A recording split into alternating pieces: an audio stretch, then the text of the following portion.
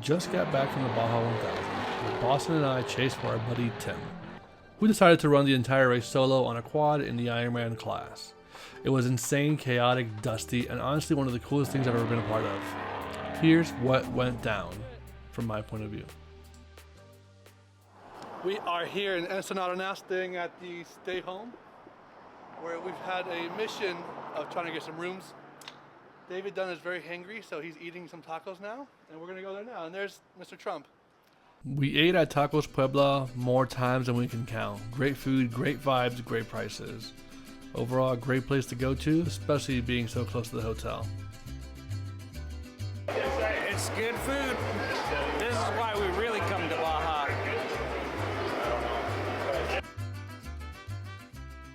So we're here now back in the hotel. We're going to be going to, where we're going? Oh, get our media passes. So we got Sir Higley. Yes, sir. And yeah, Don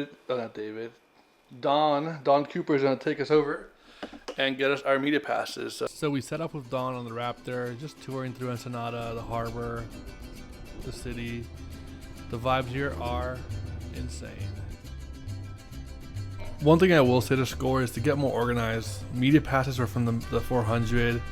Nothing was set up yet, and they were just rushing through things. Overall, though, the experience is pretty easy going, and we got our stuff. All right, guys, so we are back now at the Stay Home Hotel. Yes, sir. Got Boston, we went out, got our media passes. We're going to be switching over to the Action 5 Pro. It's a pain in the ass to be filming on that thing. He says I should. He should be filming on that thing. It's nice of him to do this. Just turn around, just go, hey, look, it's you. It's me, you, me. Look.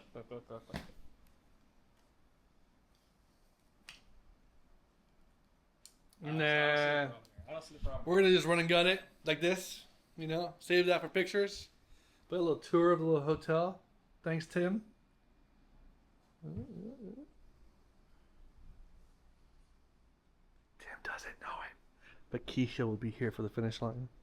Right on the horse, running on the horse on the beach. Yeah. We are out here now, sunset time, on the beach at Ensenada. It's Boston's, as he says, second time to the playa. He's never seen one of those over there. Way over there. I don't think he's ever seen a boat. What happens when you're from Utah? But he's all cinematic. So it's Tuesday. We've already got media passes like I mentioned earlier. Tim's probably sleeping. We're waiting for Santana and Redmond and Travis, all those people, the Redmond family. Saw some cool people on their horses running on the beach. Now he's gonna chill here. Tomorrow is Tech and Contingency over in Ensenada for the Baja 1000, and then Thursday it's going to be a chill day, and then Friday is race day.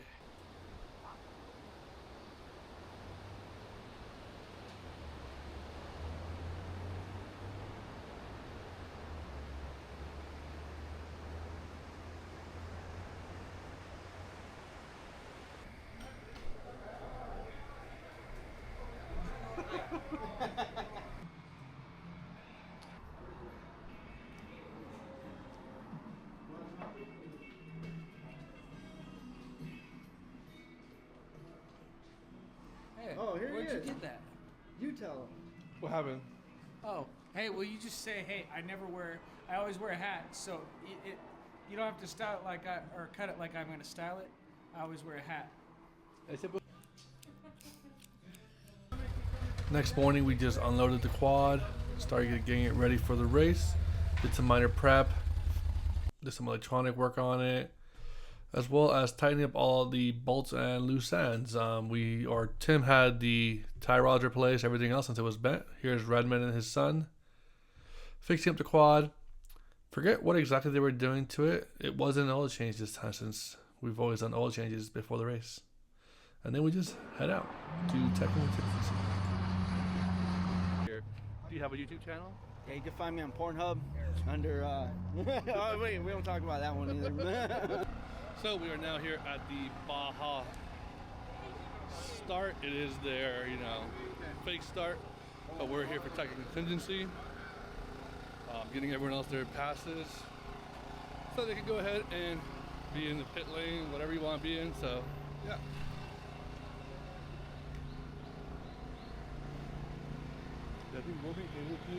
So for the remainder of the day, we just walked around tech and contingency, saw some cool cars, saw some trucks. Honda was out here. You had a team from, I believe it was Indonesia, came out.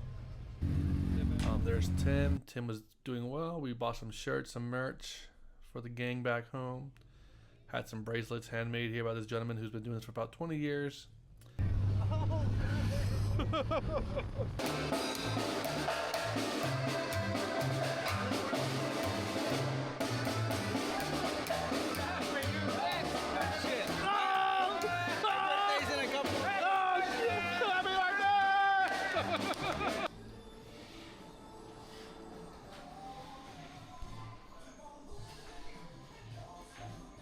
So after breakfast the next day from Tech and Contingency, we had our meeting. This is where we met Jamie, who was the random person that Santana had found, and who would ride with us on the remainder of this weekend. Packing out our chase truck. It's very beautiful. Chevy Tahoe LT. We got the Starlink. So this is the chase truck of this guy here. Got the metal wheels. So, someone's sick. A little bit, just a bit. The poo-poo buds. It is currently, I think like 9:45 or 10 o'clock.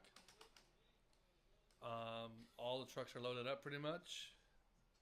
We will be then ripping up to pit 1, mile 35. And yeah, Santana, Boston, myself, and some random dude that Santana found at the bar. So hopefully things go well. How much time do I There's one right there. Is that him? Is that him? Mile marker 35. Tracking could be off for sure. Yeah, waiting for Timmy. It's been a mess, but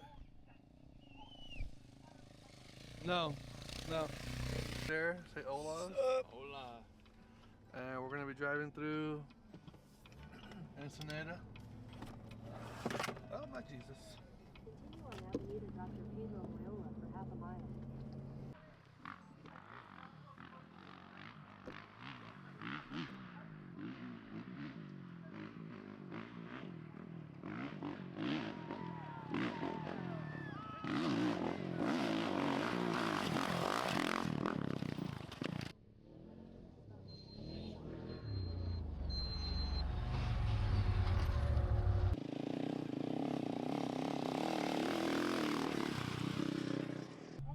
What is up, amigos? We are now getting fuel.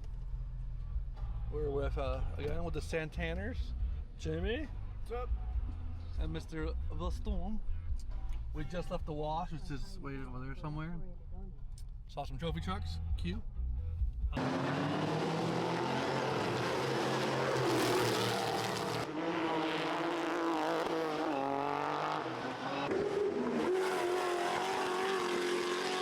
We're gonna head now to pit 10, which is about 4 hours away from us on the East Coast. So we're getting fuel here. Fuel's expensive here. Supreme is 26 pesos a gallon. Current conversion is 18 pesos. So that's per liter.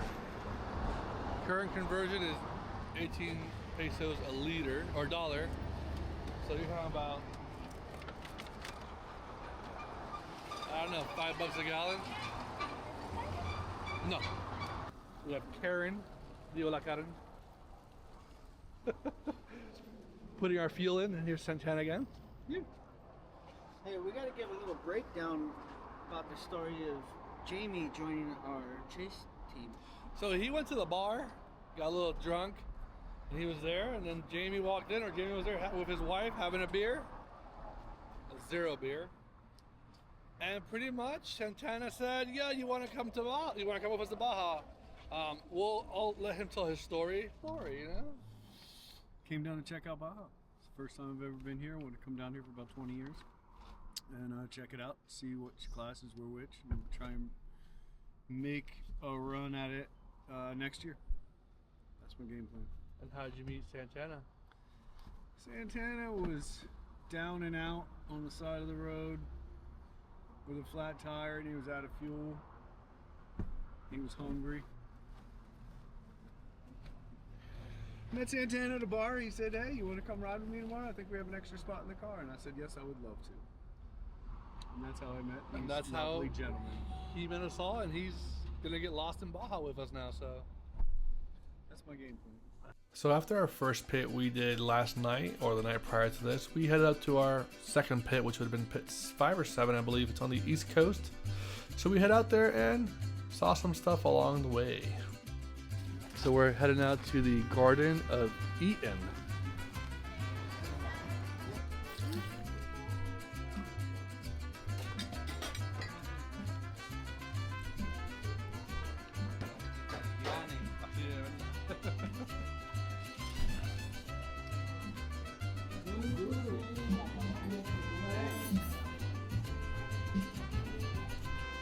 The whitest place in Mexico. This is. So we left the restaurant and we started making our way to our pit stop. Saw some crocodiles along the way, dropped off some stickers outside gas stations, and saw some fat ass along the way as well. Overall though, views were stunning, as you can see here. Thanks Boston for the drone shots. We set up around this area and waited for about 5 or 6 hours for Tim to get here.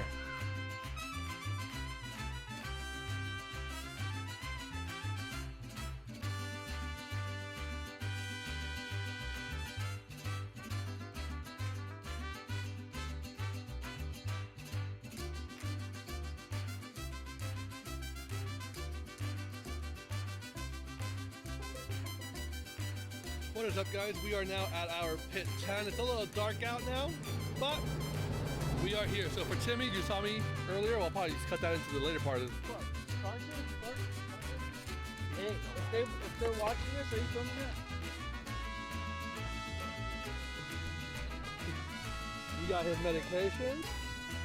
We made some PB and J sandwiches. What is this?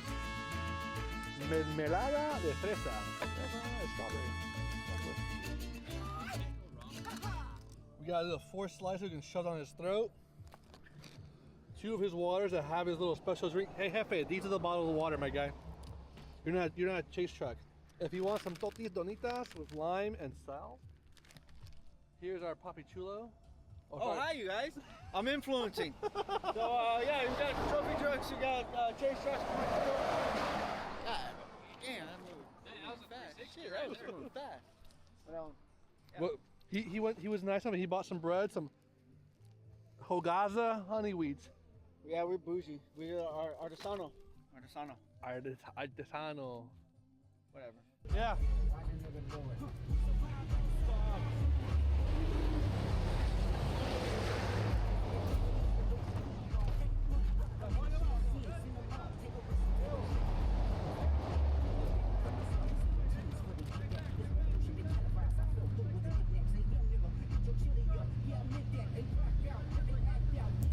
At this point, Tim had passed us. He typically does this. So we brought him back to our carpet of pitting, as you can see right here. I'm going to fuel him. Boston was getting some B-roll and some other dudes there. And our homeless man over there, Jamie, actually found out that on his end, the tie rod nut on top was completely loose. So Tim was complaining about some looseness feeling. They thought it was just mud kicked up in the wheels. But he actually found that the nut for that was loose. Another thing, guys, if you're going to race, don't use these gas canisters, these little 1/2 inch to 1 inch pipe. They are slow as molasses, super slow, but let's keep going.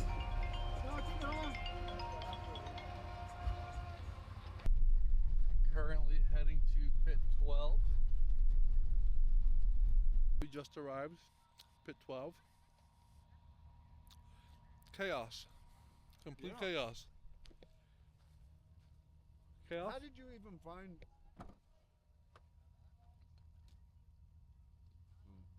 How did you know where to go? So Yeah. we have the pins. We have the pins. No, I mean once we got here, like. Oh, he just lollygagged around.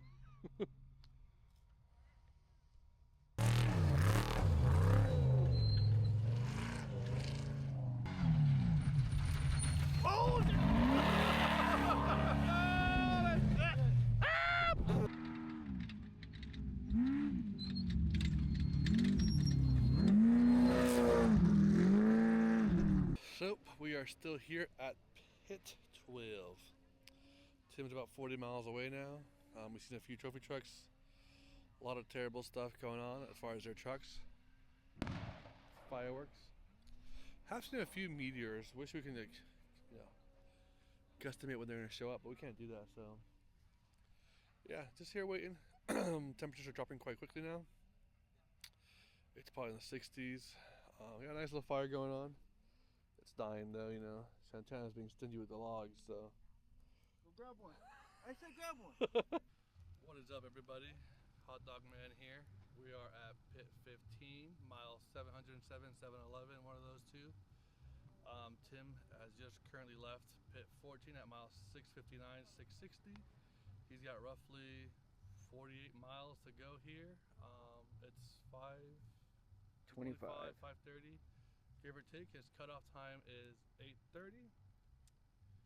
We're hoping he gets here before 6:30. We can feed him some fruit waffles, some goo, something.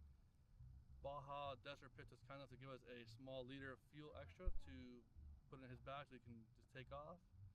He's got some gnarly whoop sections here for about, they say give or take, a mile and a half to 2 miles. I don't believe them. But after that, they say it's hard packed, so he should be able to boogie down and get going. If he does not hit checkpoint 3 at 8:30, Keisha, you wasted your time. Love you guys, but here we have Beautiful Fire by Mr. Santana. We got Boston and the Hitchhiker. And we have some trucks coming up right Something's now. coming, something loud. Something heavy and loud, and you can see the lights. Right Yeah, there. and sunrise is also coming out too. And we've been what, maybe 20 hours awake now, 22? 22 hours awake. A little bit of cat naps here and there, but Just Adderall. Look at this. Look at that. hour. What hour? What's the hour? 6 a.m.